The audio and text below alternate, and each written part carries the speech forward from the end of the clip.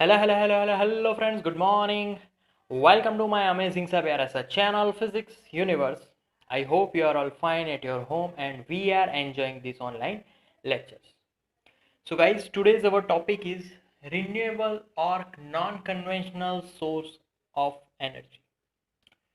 So renewable, first of all, renewable मतलब कि जो भी एनर्जी कंटिन्यूसली हमें प्रोवाइड करती है, जैसे कि सन है वो कंटिन्यूस एनर्जी प्रोवाइड करती है, तो वो रिन्यूएबल एनर्जी हो गई। Wind renewable. तो यहाँ पर ऐसे 8 नाम मैंने लिखे जो रिन्यूएबल सोर्सेज ऑफ एनर्जी के हैं, जो हमें कंटिन्यूसली मिलती रहेगी। So the energy which we get continuously are called renewable, और we can call it as non conventional sources of energy. So सबके बेस की अगर बात करें तो हमारा जो सन है, it is the most basic fundamental source of energy in our earth. So first classification, that is sun. So we are starting from sun, basic source of energy. तो we know that sun की heat के कारण अर्थ पे life available है। तो सन continuously energy heat के form में हमें प्रोवाइड करता है, बट इतना लॉन्ग डिस्टेंस होने के कारण कुछ ही परसेंटेज एनर्जी यहाँ पर पहुँच पाती है।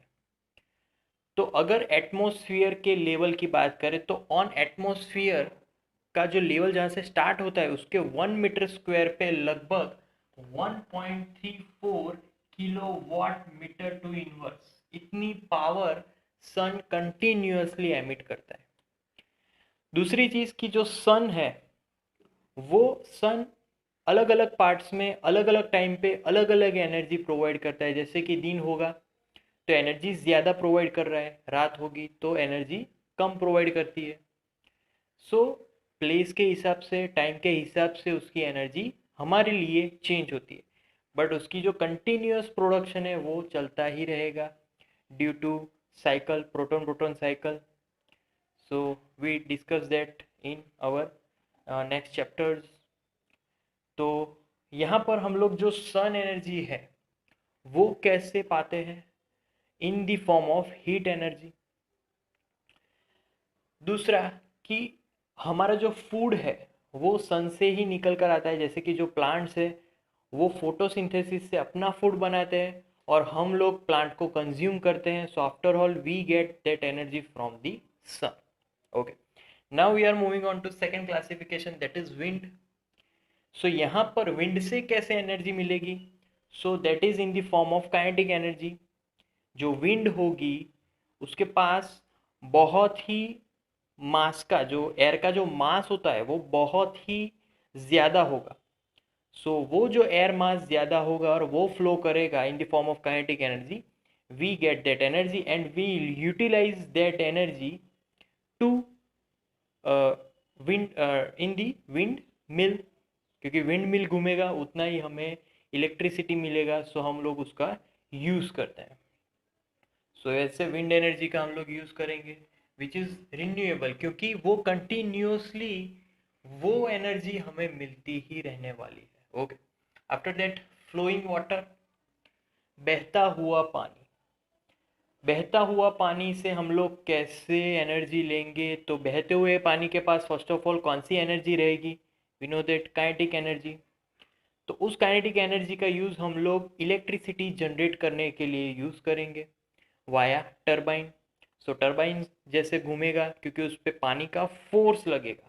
सो जितना फोर्स ज़्यादा होगा उतना टरबाइन ज़्यादा घूमेगा, उतना ही इलेक्ट्रिसिटी हमें ज़्यादा मिलेगी। So after all we are using renewable source of energy as flowing water. तो यहाँ पर भी काइनेटिक एनर्जी के फॉर्म में हमें वो एनर्जी मिल रही है। Okay, after that biomass. Biomass मतलब कि इसका जो बेसिक नाम था वो गोबर गैस प्लांट है। तो ये बायोमास कैसे बनता है, उसका जो अंदर एनर्जी है वो कौन से फॉर्म में है? तो पहले तो बायोमास समझ लेते हैं, बायोमास कैसे मिलता है।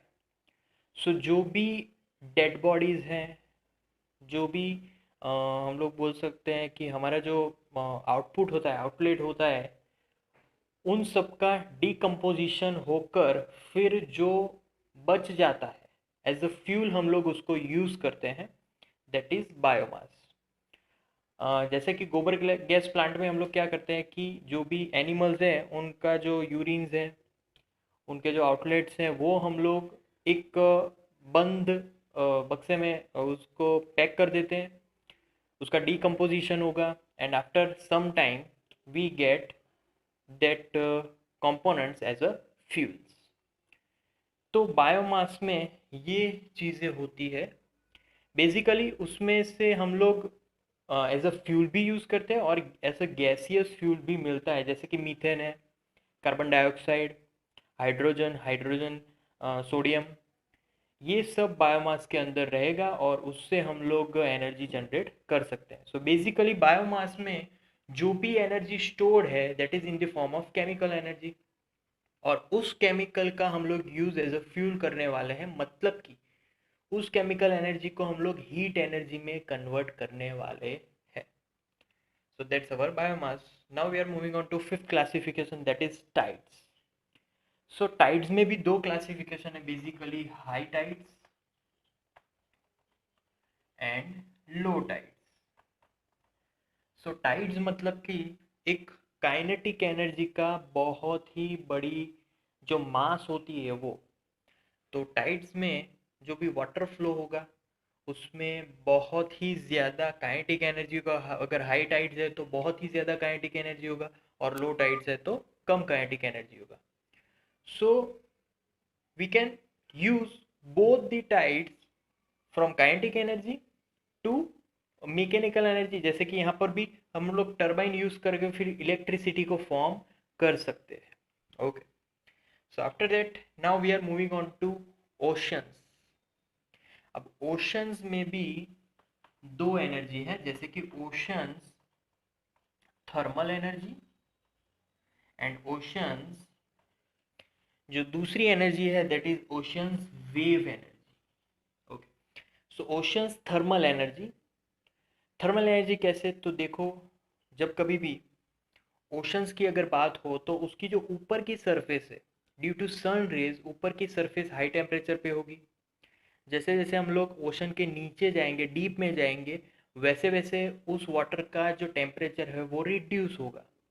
तो यहाँ पर टेम्परेचर डिफरेंस मिला, ऊपर ज़्यादा टेम्परेचर, नीचे कम temperature, and due to this temperature difference we get electricity via ocean thermal source. After that ocean wave. अब वेव है इसका मतलब कि उसके पास काइनेटिक एनर्जी ऑलरेडी है, उस काइनेटिक एनर्जी का हम लोग यूज करेंगे वाया टर्बाइंस, और via turbine we get electrical energy. So electricity उससे हम लोग फॉर्म कर सकते हैं। सो दोनों यूज है उसके। ओके, सो दोनों से जो आउटपुट है वो हमें इलेक्ट्रिकल एनर्जी में ही मिलेगा। And my friends, electric energy is the most useful energy in now our world. Okay, next geothermal.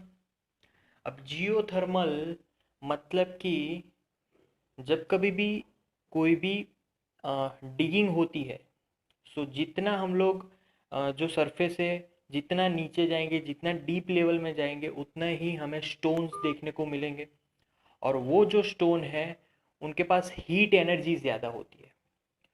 So due to their heat energy, अगर वो ज़्यादा गर्म होंगे तो फिर हम उसका यूज़ कैसे करेंगे, तो उससे हम लोग स्टीम जनरेट कर सकते with the use of water. So पानी को हीट देकर हीट एनर्जी कहाँ से मिलेगी, सो हमने जो जियो बोला है ना, जियो थर्मल, तो जो स्टोन्स होते हैं वो इनसाइड अवर अर्थ सरफेस बहुत ही हीट होते हैं, बहुत ही गर्म होते हैं, और वो हीटिंग से हम लोग स्टीम जनरेट कर सकते हैं, and via that steam pressure we get electricity, और we can say that electrical energy. Now last classification that is nuclear fuel. Nuclear fuel बहुत ही अच्छे से हम लोग जानते हैं, एटॉमिक बॉम्ब, हिरोशिमा, नागासाकी। तो बेसिकली ये जो एटॉमिक बॉम्ब है, न्यूक्लियर फ्यूल कैसे बनता है, रेडियो एक्टिव एलिमेंट से। रेडियो एक्टिव एलिमेंट्स का डिसइंटीग्रेशन होता है एंड आफ्टर दैट वो कुछ न्यूक्लियस को प्रोड्यूस करते हैं and with that nucleus we get large amount of energy as heat energy. तो सबसे ज़्यादा अगर हीट एनर्जी प्रोड्यूस कर सकता है वो है न्यूक्लियर फ्यूल। तो जितनी ज़्यादा हीट एनर्जी है हम उसको भी यूज़ कर सकते हैं। सो यहाँ पर जो एनर्जी हम लोग फाइंड करने वाले हैं that is by E is equal to M C square. So जितने हमारे ये जो m है that is our mass defect and c है we know that it is our light speed, उसकी एनर्जी भी काइनेटिक एनर्जी के फॉर्म में होती है। तो यहाँ पर जो रेडियो एक्टिव एलिमेंट्स है उसमें जितने भी न्यूक्लियस प्रोडक्ट जितने भी मिलने वाले हैं उन सब में जो न्यूट्रॉन्स होते हैं उन वो बहुत ही स्पीड से निकलने वाले पार्टिकल्स हैं। तो उनकी जो काइनेटिक एनर्जी है हम लोग उसका भी यूज़ कर सकते हैं क्योंकि वो मोशनल एनर्जी और मोशनल एनर्जी का हम लोग यूज़ कर सकते हैं। सो यहाँ पर दो एनर्जी मिल रही है actually, kinetic energy as well as heat energy. So nuclear fuel में सबसे ज़्यादा एनर्जी है वैसा हम लोग बोल सकते हैं क्योंकि एक पूरा शहर ख़त्म हो सकता है। तो ये हम पर है कि हम इसका यूज़ कैसे करें, कंस्ट्रक्टिव वे में कर रहे हैं या फिर डिस्ट्रक्टिव वे में कर रहे हैं। So these are the renewable or we can say that non-conventional sources of energy. That's it for today guys. Thank you so much for viewing my videos till the end. That means a lot to me. Please like my videos and subscribe my channel.